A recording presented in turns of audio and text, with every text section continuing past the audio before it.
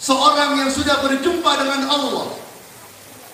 Fayunadi aina waladi, aina ibni, aina zaujati. Mana anakku? Mana istriku? Dicari. Ketika saya membaca riwayat ini, saya membayangkan nanti Abah ketika di hadapan Allah di absen, Pak. Di absen. Abah Jagat ada. Ki Jujun ada. Ki Dadang ada.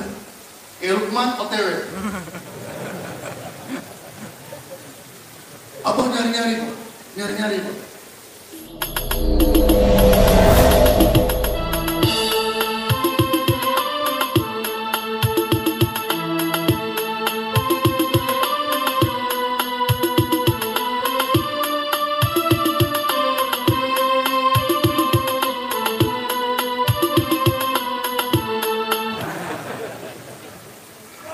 Ikhwan akhwat yang dirahmati oleh Allah.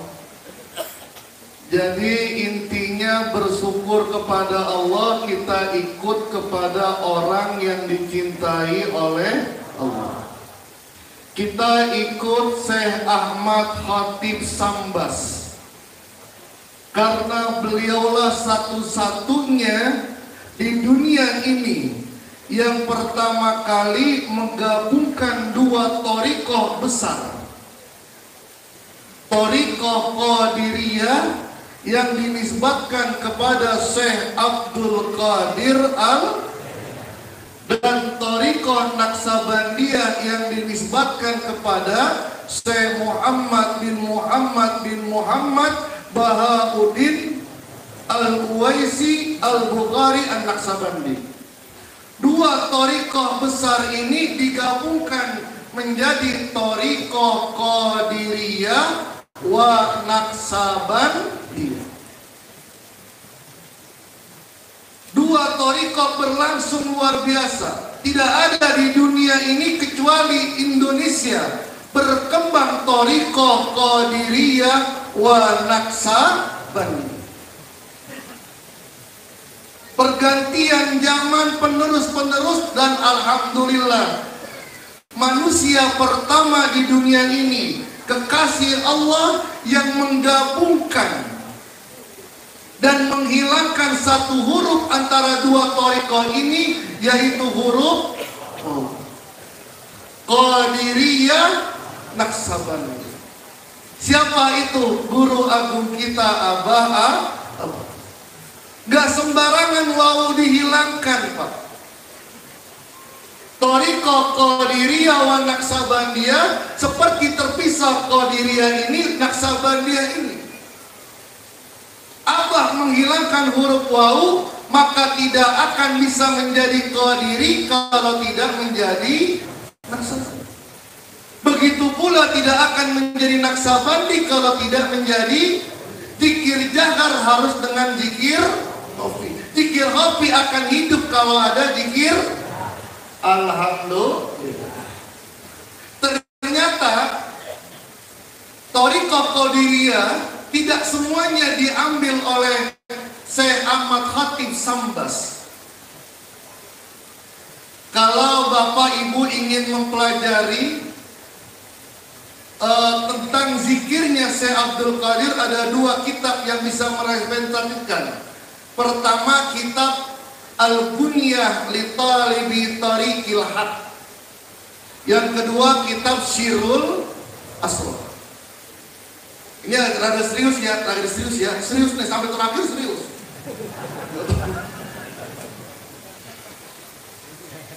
Kedua kitab ini adalah menggambarkan bagaimana zikirnya Syekh Abdul Qadir Al-Jailani, ditambah satu kitab namanya kitab Al-Ahzab, hizib-hizib Syekh Abdul Qadir Di sana ada zikir Yaumul Isnain, zikir hari Selasa, zikir hari Rabu. Di sana ada zikir Asmaul Husna dan sebagainya. Yang diambil oleh Syekh Ahmad Khatib Sambas satu yang saya ketahui sementara adalah zikir la ilaha illallah. Hizib Jailani, meskipun dari Syekh Abdul Qadir Jailani, tidak dianjurkan diamalkan dalam thariqah Qadiriyah, Naksabandiyah, pesantren Surya. Kenapa? Karena ikut guru mursyid kita. Kenapa Ustaz cuman zikir la ilaha illallah?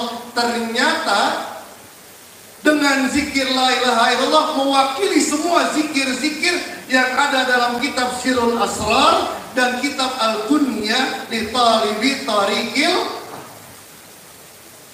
Jadi yang tadi dikatakan oleh Kedidin, singkat, padat, mengesankan dan memuaskan. Itu.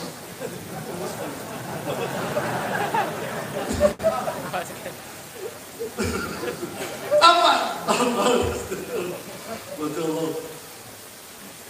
Ternyata zikir la ilaha illallah semuanya masuk ke sana. Di antara kemuliaannya, Rasulullah bersabda, "Afdalu ma qultu ana wan nabiyuna min qabli la ilaha illallah." Nabi Musa punya zikir terbaik adalah la ilaha illallah.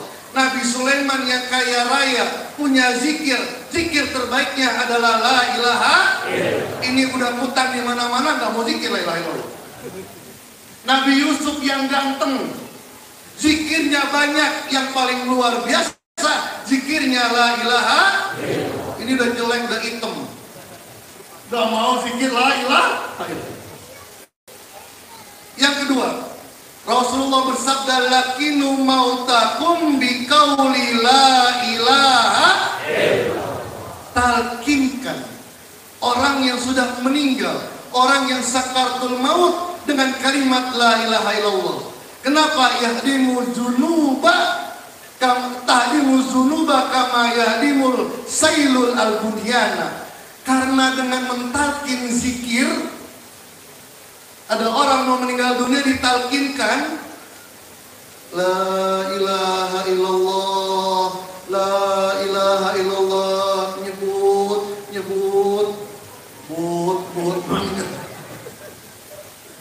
ternyata tahdimu zunuba akan menghancurkan dosa-dosa sebagaimana banjir menghancurkan bangun.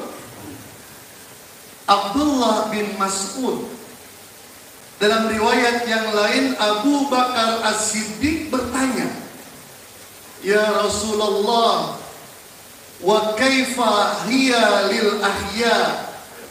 Bagaimana talqin zikir yang diberikan kepada orang yang masih hidup, yang matanya masih berfungsi, yang jantungnya masih berdetak? Bagaimana? Kata baginda Rasul, "Ahdamu fa ahdamu." Itu akan lebih menghancurkan segala-galanya.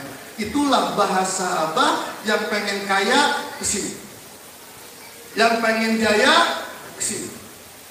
Yang pengen bayar kredit, jangan sini, jangan ke bank. Pengen bahagia, nih, dengan talqin zikir, kalimat la ilaha, kita ikut saja. Maka di antara wakil talqin Abah Anom, banyak ikhwan-ikhwan pada zaman Abah Anom datang ke mereka minta amalan khusus. Cuman Abah dengan tegasnya mengatakan, kalau ada zikir yang lebih dahsyat daripada kalimat la ilaha illallah, silakan mencari agama. Tegas. Tidak ada yang lebih dahsyat daripada kalimat la ilaha illallah. Maka siapapun yang memberikan amalan, hatta dia wakil talqin, ini sudah sering disebutkan, sering diungkapkan, maka jujur dengan tegasnya, wakil talqin itu hanya perawat yang cuman nggak bisa bikin resep. Yang bikin resep adalah sudah ikut Abah, ikut zikir la ilaha. Naksabandi pun banyak Pak amalannya. Lihat kitab Thariqah An-Naksabandiyah, zikirnya banyak Pak, bahkan ada duduknya bermacam-macam. Tapi yang diambil oleh Syekh Ahmad Khatib Sambas adalah zikir khofi dengan isim mufrad.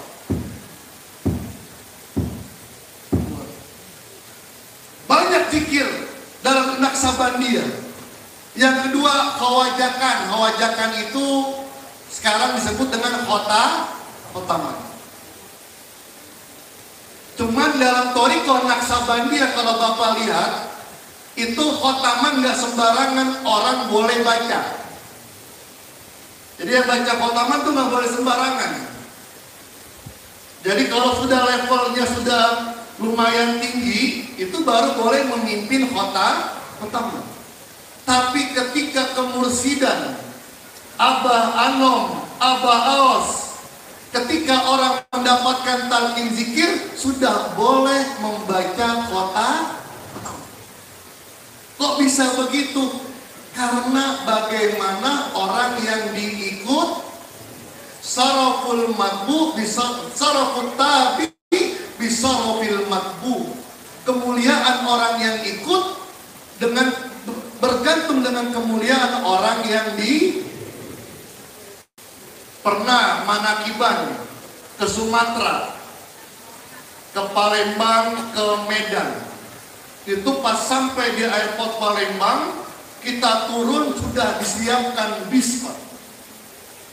Dan sudah motor Harley banyak, Pak, 20 lebih.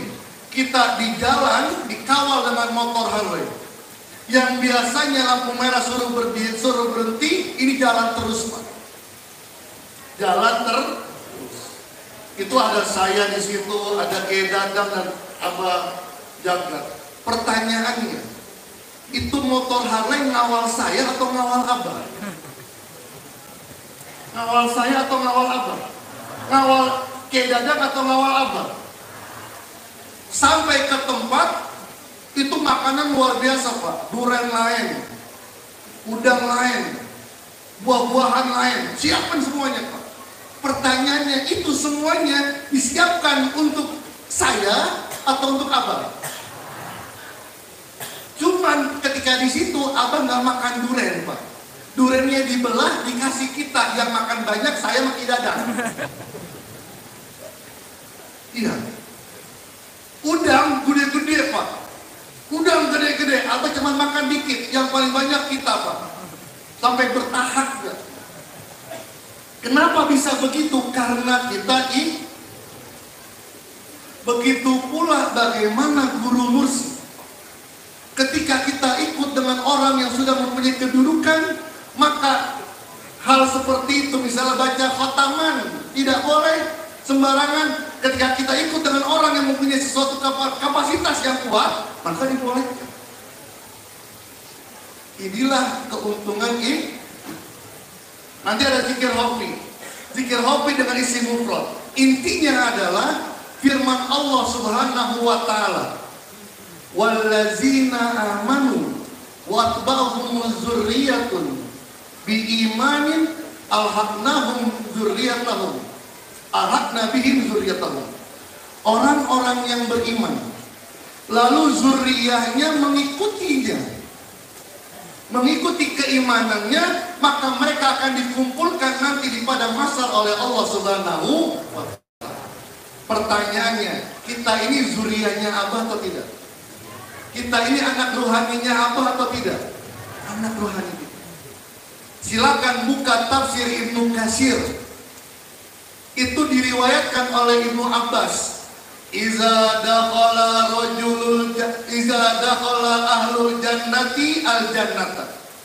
Jika seseorang sudah sampai kepada Allah, saya tidak mengartikan jannah itu surga. Karena surga hanya untuk orang yang mencari surga. Kita mencari pemilik surga. Seorang yang sudah berjumpa dengan Allah. Fayunadi aina waladi aina ibni aina zaujati. Mana anakku? Mana istriku? Dicari. Ketika saya membaca riwayat ini, saya membayangkan nanti Abah ketika di hadapan Allah di absen, Pak. Di absen. Abah Jagat ada. Kiai Jujun ada. Kayak Dadang ada, kayak Lukman OTW. Abah nyari-nyari Pak. Datang malaikat, ayah naon, Abah. Masa sudah juga nih ke hati Abah. Ayah naon. Rusdi tak ayah Rusdi. Rusdi mana? Al-Wahabi. Cari malaikat. Iya nggak ada. Siapa lagi? Kiai Hasan. Kiai Hasan mana? Pati. Nggak ada. Siapa lagi? Kiai Rahmat. Rahmat mana? Lampung. Di absen mah apa? Bener nggak ada. Kenapa nggak ada? Wah, marah tuh Pak. Kata malaikat, innahum lam yablughu darajatan min darajati. Punten Abah, punten. Mereka masih nyangkut.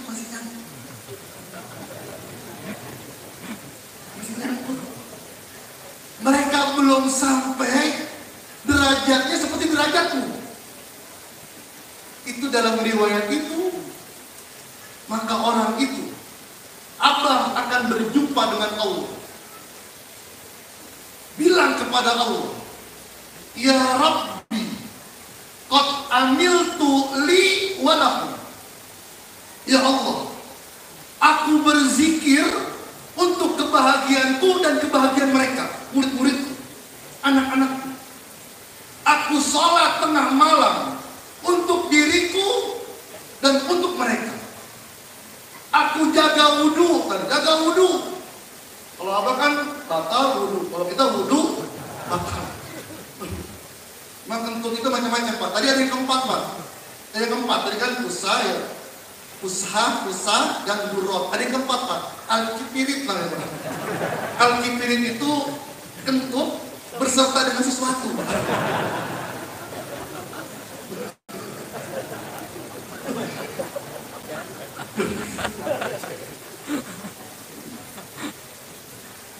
Aku jaga wudhu li walakum, untuk aku dan untuk mereka. Aku seperti ini untuk aku dan untuk mereka. Apa kata Allah? Fayu'maru bi'il hakim. Maka malaikat suruh cari terus nih. Lagi mojok. Cari itu kiasan. Lagi mojok. Pakai apa? Cari. Masya Allah. Inilah kemuliaan ketika seseorang ikut dengan orang yang dimuliakan oleh Allah Subhanahu wa ta'ala. Ini saja yang saya sampaikan. Allahumma fiqh ila qabit thariq. Assalamualaikum warahmatullahi wabarakatuh.